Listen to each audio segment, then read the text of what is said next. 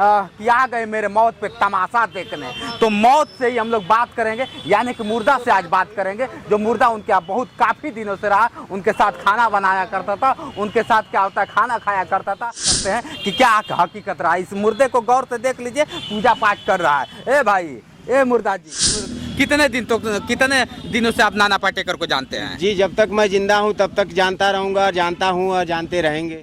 मेरे सांसों में सांसें जब तक चल रही हैं तब तक नाना पाटेकर साहब जिंदाबाद जिंदाबाद जिंदाबाद। नाना साहब का बोले इधर छोटा दिमाग होता है ना, तो इधर थोड़ा प्यार से उनको साइड में कर दिया। नाना पाटेकर साहब तब भी जिंदाबाद थे, अब भी जिंदाबाद है, आगे भी जिंदाबाद रहेंगे। बनारस में आके थप्पड़ मार दे आप जिंदाबाद। अरे बनारस का तो हम हूँ भाई, 20 साल से मरा नहीं, कहा है ना कहाँ हुआ बनारसी।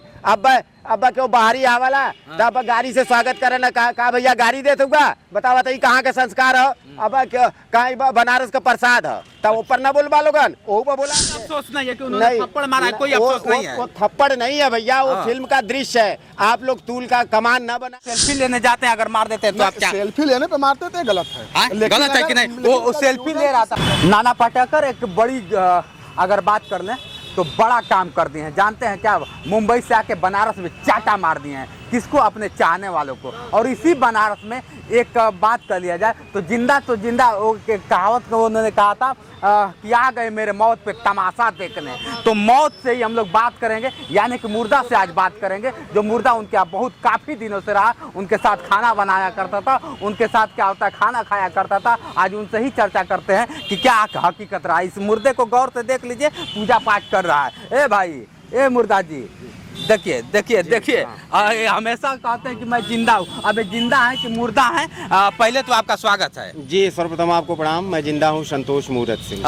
ये बहुत करीबी रहे नाना पाटेकर के। आप कितने दिनों से आप नाना पाटेकर को जानते हैं? जी, जब तक मैं जिंदा हूँ तब तक जानता रहूँगा, जानता हूँ और जानते रहेंगे। हाँ। और मेरे सांसों में सांसें जब तक चल रही हैं तब तक नाना पाटेकर साहब जिंदाबाद जिंदाबाद जिंदाबाद। देख लीजिए, आप लोग विरोध कर रहे हैं और ये नाना पाटेकर जिंदाबाद जिंदाबाद कर रहे हैं। अच्छा, काहे नाना पाटेकर जिंदाबाद कर रहे हैं? मुंबई से आके बनारस में अपने चाहने वालों को थप्पड़ मारते हैं और आप बहुत उनके क्लोज। क्या उनका नेचर यही है कि किसी को थप्पड़ मार देंगे?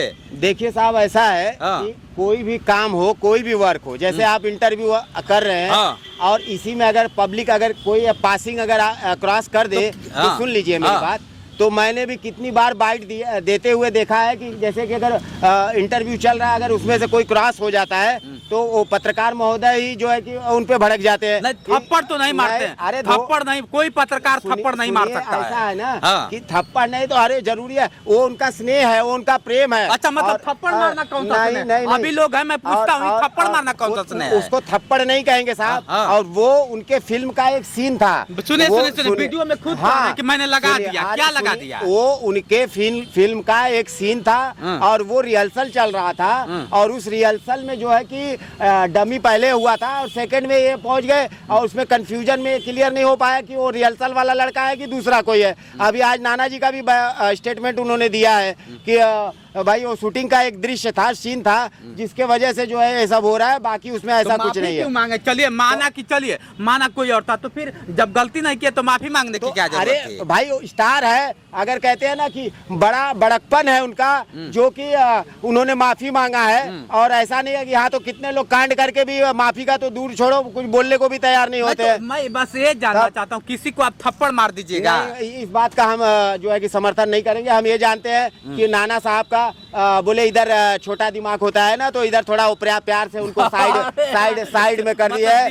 और नहीं, मारे नहीं है, ये गलत बात है साहब। और रही बात उनका प्रेम है, जैसे जिस तरह से नारियल होता है, बाहर से कड़क होता है, अंदर मुलायम होता है, तो मैं उनके व्यक्तित्व को और मैं उनके स्वभाव को बचपन से जो है कि देख रहा हूँ। और उनके छवि को जो है कि मैं यही कहूँगा कि नाना पाटेकर साहब तब भी जिंदाबाद थे, अब भी जिंदाबाद है, आगे भी जिंदाबाद रहेंगे। बनारस में आके थप्पड़ मार दे आप जिंदाबाद। अरे बनारस का तो हम हूँ भाई, 20 साल से मरा नहीं, कहा है ना कहाँ हुआ बनारसी।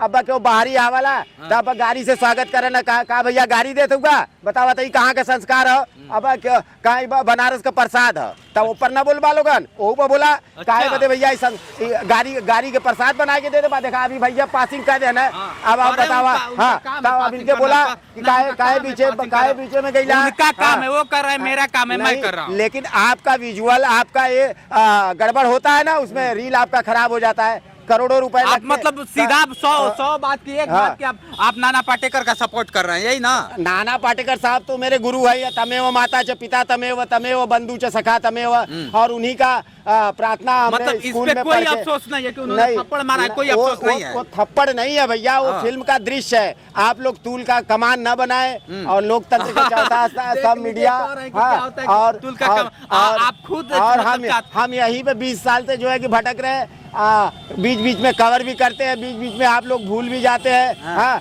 जब कोई टीआरपी मुद्दा होता है तब आप लोग कैसे कवर करते हैं उससे पहले क्यों नहीं कवर करते हैं ये बहुत क्लोज है अच्छा तो वकील साहब है एक बताइए नाना पाटेकर साहब बनारस में शूटिंग कर रहा था और मार दिए कुछ कहना चाहेंगे आप कुछ कहना चाहेंगे क्या किसी को मारना उचित है क्या नहीं गलत है ना अच्छा मान लीजिए कि आप मेरे फैन है और आप आते हैं सेल्फी ही लेने आते हैं तो मैं आपको चाटा मारूंगा नहीं बिल्कुल नहीं बिल्कुल नहीं चाटा मारना कहाँ तक सही है क्या सर कुछ कहना चाहेंगे चाटा मारना सही है चाटा मारना सही नहीं है लेकिन उनका ये कहना है कि हमारे सीन का एक हिस्सा था नहीं तो दोनों बात की पैरवी होनी चाहिए कि ओरिजिनल क्या है जी बिल्कुल क्योंकि हो सकता है उनके अगर सीन का हिस्सा हो तो किसी के साथ भी ऐसा हो सकता है किसी के साथ वैसे नाना पाटेकर जैसा जो साधारण आदमी है NSD के हैं वो इतने बड़े अरे उनका फैन था भाई तो उनसे हम तो खुद उनके फैन हैं अच्छा उनसे ऐसी अगर सेल्फी लेने जाते हैं अगर मार देते हैं तो आप क्या सेल्फी लेने पे मारते थे गलत है गलत है कि नहीं वो सेल्फी ले रहा था उसमें तब ये गलत है लेकिन कंफ्यूजन गलत है ना सकता है कंफ्यूजन किसी के साथ हो सकता है कंफ्यूजन चलिए ठीक है लेकिन क्या अरे फैन तो कहीं का हो सकता है अच्छा नहीं फैन तो कहीं का हो सकता है फैन तो कहीं का हो सकता है हम जानते हैं क्या मेरे लाखों लोग वीडियो देखते हैं मैं जानता हूँ कि कितने लोग मुझे जानते हैं है ना अब देखिए कुछ लोग हैं जैसे इन लोग का क्या प्रतिक्रिया है आप समझ सकते हैं मैं ज़्यादा इस पे बहस नहीं करना चाहता हूँ लेकिन उस जगह पे जाके मैं संज्ञान जरूर लूंगा वहाँ के दुकानदारों से वहाँ के लोगों से जानने का प्रयास करूंगा कि हकीकत क्या रहा चलिए आज के लिए इतना ही बने रहे वीडियो के साथ मैं हूँ जितेंद्र और आप देख रहे थे जोश एक्सप्रेस नमस्कार।